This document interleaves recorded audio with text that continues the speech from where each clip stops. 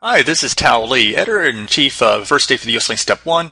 Let's talk about the respiratory system, starting with anatomy. So this first aid fact gives you a little orientation to lung anatomy and serves as a foundation for some of the pathophys concepts that we'll discuss later on in the chapter. The respiratory tree is anatomically and functionally divided into the conducting zone and the respiratory zones. The conducting zone, which we will discuss again when we discuss the concept of dead space, serves to conduct air into the region of gas exchange. The conducting zone goes from the nose to the terminal bronchioles and functions to warm and humidify and filter the air we breathe. Okay, so what's the respiratory zone? Well, the respiratory zone is made up of respiratory bronchioles, alveolar ducts, and alveoli, and is part of the lung wherein gas exchange occurs, and as we'll discuss later on, as a major site of pulmonary pathology. Pneumocytes are high yield and fair game for the boards, so this is worth learning. There are several types of cells found in the lungs, two which are particularly important for gas exchange. In the conducting system, pseudostratified ciliated columnar cells are important for sweeping mucus secretions out of the lung. These cells are damaged by the products of cigarette smoking, which is why smokers are more susceptible to pulmonary infection than non-smokers.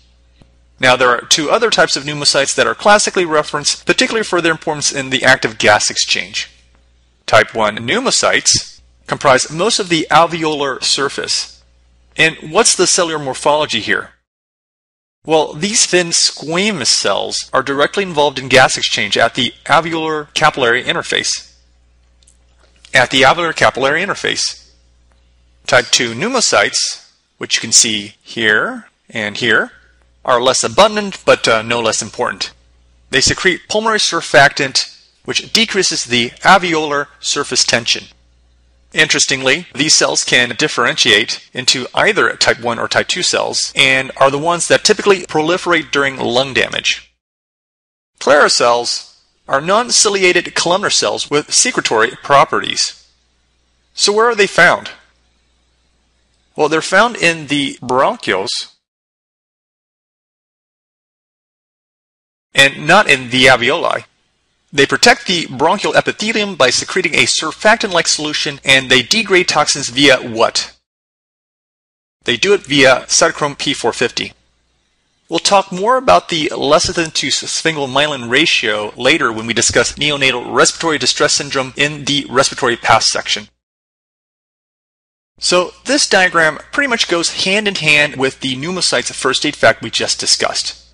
For orientation, here is the alveolar space, and here is the capillary lumen. Here's a type 2 pneumocyte in the alveolar space with lamellar bodies here, here, and here, which secrete the surfactant. The alveolar capillary barrier is extremely thin and consists of the type 1 pneumocytes that we discussed earlier and the capillary endothelium. Between them is the basement membrane, which consists of what? That's correct, type 4 collagen. This whole structure is 2.2 to 0.5 microns thick. So you can have, obviously, oxygen and carbon dioxide exchange. In interstitial lung disease, this air-blood barrier gets injured, inflamed, and thickened, so you get less gas exchange. Okay, so understanding the anatomy of the lung, particularly the relationships between the different lobes of the lungs, has radiographic and clinical significance. So you're going to see this on the boards. The trachea divides into the right and left mainstem bronchi, which serves, of course, the right and left lungs respectively. Of note, the right mainstem bronchus takes off from the trachea at a much more obtuse angle than the left, which explains why aspiration and intubations are more common on the right side. The right lung consists of 3 lobes, while the left lung has 2 lobes and a lingula. The lingula is the homologue of the right middle lobe, but this space in the left lobe is occupied by the heart. Lingula, of course, is Latin for little tongue, so this area is sometimes referred to as the tongue of the lung. Nice rhyming. It's better to consider the lung in several angles. As you can see, looking anterior to posterior, the inferior lung of the right lung It's mostly obscured by the superior and middle lobes, suggesting a more posterior position of this lobe. This is also demonstrated on the left side with the relationship between the superior lobe and the inferior lobe.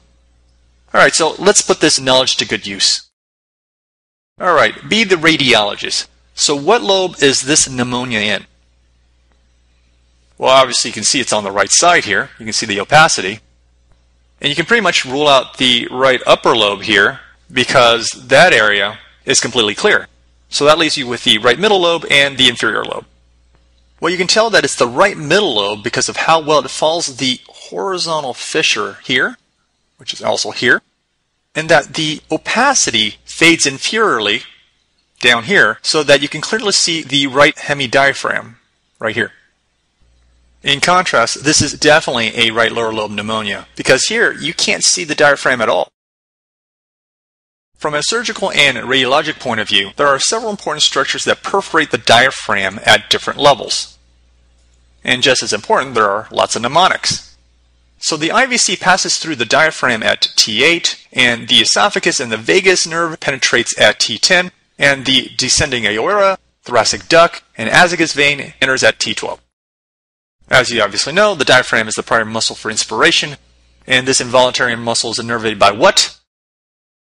The phrenic nerve, which comes off of C345. Remember, C345 keeps the diaphragm alive. So here's something that's moderately high yield. We already know about the diaphragm being the main inspiratory muscle. The main point here is to know about the accessory muscles of respiration, including the external intercostal, scalene, and sternocleidomastoids for active inspiration, and the internal intercostals and abdominal musculature for expiration. Of course, the use of accessory muscles are important during exercise or active breathing, and also when patients are in any sort of respiratory distress, like say, for example, an asthma exacerbation. Of note, infants may use their abdominal musculature for quiet breathing, as well as when they're in distress.